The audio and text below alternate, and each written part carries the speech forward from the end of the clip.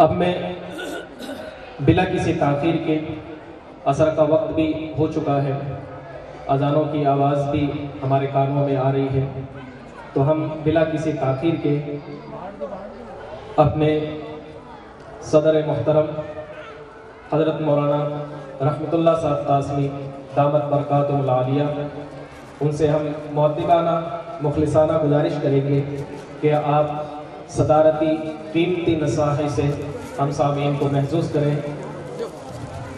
سو جائے بھی چمکیں گے تو کیا بات بنے گی، سو چاند بھی چمکیں گے تو کیا بات بنے گی، آپ آئے تو اس روز کی اوقات بنے گی۔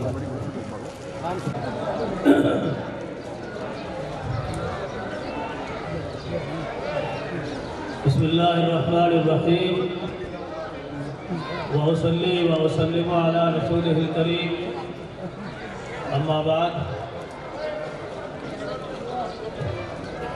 محترم بزرگوں اور اسٹیج پہ فرما تشریف فرما علماء کرام اور ائمہ اعظام، مفتی صدام صاحب مدرسہ باپ میں جے پور سے حفظ کر کے داخل ہوئے تھے۔ میں نے سوچا شہر کا بچہ ہے، جے پور میں پڑھ کے آیا ہے، نہ معلوم یہاں دیہات میں جم پائے گا یا نہیں، لیکن اللہ نے ان کے مقدر میں علم لکھا تھا۔ باپ کے مدرسے میں انہوں نے حفظ مکمل کیا، اس کا کئی دفعہ دور سنایا،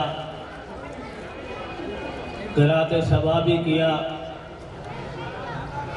اور باپ کے مدرسے کا نصاب پورا کر کے پھر دارالعلوم دیوبند میں الحمدللہ ان کا اور ان کے ساتھیوں کا داخلہ ہوا۔ دارالعلوم سے سند فضیلت پا لینے کے بعد میں نے انہیں مشورہ دیا کہ میرے خیال میں تم اپنی برادری میں اکلوتے عالم ہو، میری رائے ہے کہ تم مفتی بنو۔ میں بھی ان دنوں دیوبند میں تھا، وہاں کے اساتذہ سے مشورہ کیا۔ دیوبند میں افتاء کے معیار پہ نمبرات ان کے نہیں تھے، ان کو حیدرآباد کا مشورہ دیا گیا، یہ حیدرآباد جا کر کے ماشاءاللہ وہاں افتاء کر آئے۔ مدرسے میں جب داخل ہوئے تو 8ویں کلاس تک انہوں نے اسکول کی تعلیم بھی پائی تھی۔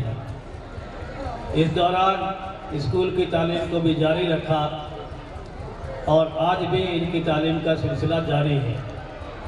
انہوں نے BA کیا، MA کیا اور اس وقت B.Ed کر رہے ہیں ماشاءاللہ۔ لیکن اللہ نے ان کو تعلیم اور تعلم دونوں کے لیے قبول فرمایا۔ افتاء کر لینے کے بعد سال بھر ہمارے یہاں انہوں نے بھاپ میں پڑھایا، پھر مجھ سے کہنے لگے کہ میں بیکانیر میں کچھ کرنا چاہتا ہوں۔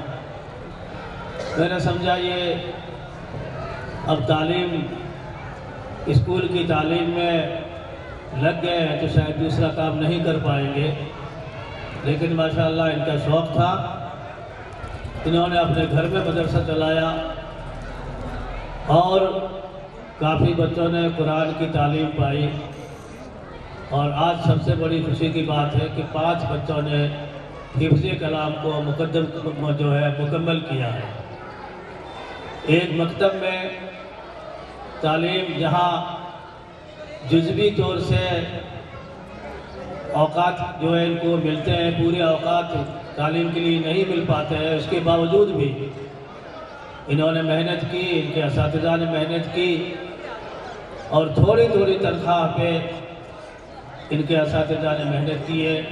یہ خود تو میرے خیال میں تنخواہ وغیرہ کچھ نہیں لیتے ہیں، لیکن ان کے اساتذہ نے کو تھوڑی تھوڑی تنخواہ کے ساتھ بہت سے بچوں نے قرآن پڑھا، بہت سی بچیوں نے قرآن پڑھا، اور اس کے ساتھ ساتھ بچے حافظ بھی بنے، چھوٹی چھوٹی عمر کے بچے حافظ بنے۔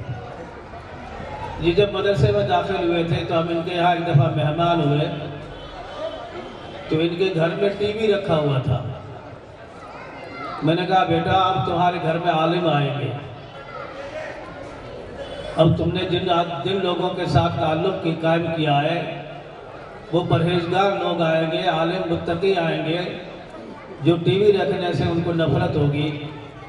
دوسری دفعہ جب ان کے میرے گھر آنا ہوا تو اس کمرے میں ان کے یہاں ٹی وی نہیں تھی۔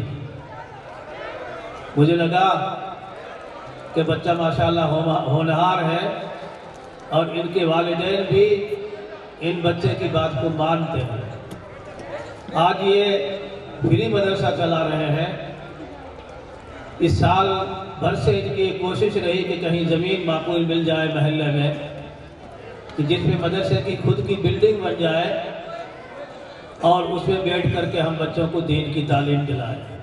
دین کی تعلیم کتنی ضروری ہے اور موجودہ حالات پہ کیوں ضروری ہے، اس پر بہت آپ لوگوں کے سامنے بڑی تفصیل کے ساتھ مفتی زبیر صاحب نے گفتگو فرمائی ہے۔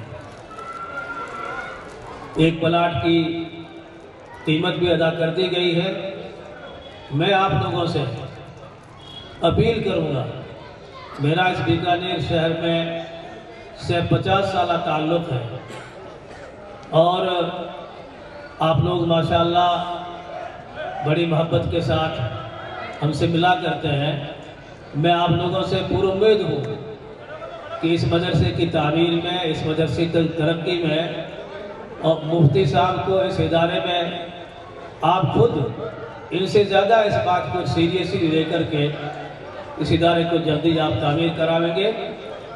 اور جس طریقے سے آپ بچوں کے لیے ساری دنیا محنت کرتے ہیں کہ بچوں کی اچھی پرورش ہو، بچوں کے لیے اچھا کپڑا بنے، بچوں کی اچھی تعلیم ہو، بچوں کے لیے اچھی شادی ہو، بچوں کے لیے اچھا مکان ہو، اس سے ضروری یہ ہے کہ بچوں کے لیے دینی تعلیم کا بہترین انتظام ہو۔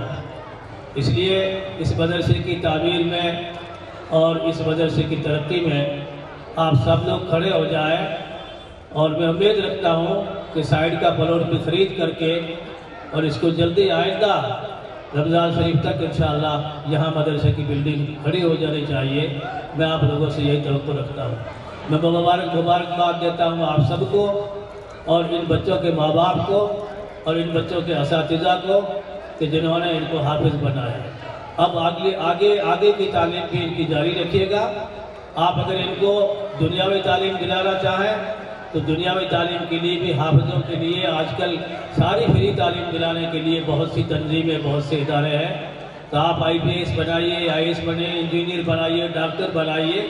یہ بچے انشاءاللہ حافظ قرآن کو حفظ کرنے کے بعد ان کے لیے سارے علوم آسان ہو جائیں گے۔ اس لیے اس لائن میں جائیے یا عالم بنائیے، جو بھی بنائیے، ان کی سلسلے کو جاری رکھیے، ان کی تعلیم کو چھڑائیے مت۔ اللہ ہم سب کی محنتوں کو قبول فرمائے، آپ کے جمع ہونے کے آج کے جمع ہونے کو قبول فرمائے۔ عصر کا نماز اذان ہو گئی ہے، نماز سب کو پڑھنی ہے، اس لیے زیادہ بات نہ کر کے میں اپنی اسی درخواست پہ اپنی بات کو ختم کرتا ہوں کہ آئندہ آپ لوگوں کے مدرسے کا جو جلسہ ہو وہ مدرسے کی بلڈنگ میں ہو انشاءاللہ۔ مدرسہ بن جائے گا انشاءاللہ آئندہ آج کے دن تک۔ بس یہ میں آپ سے درخواست کرتا ہوں۔ وما توفیقی الا باللہ۔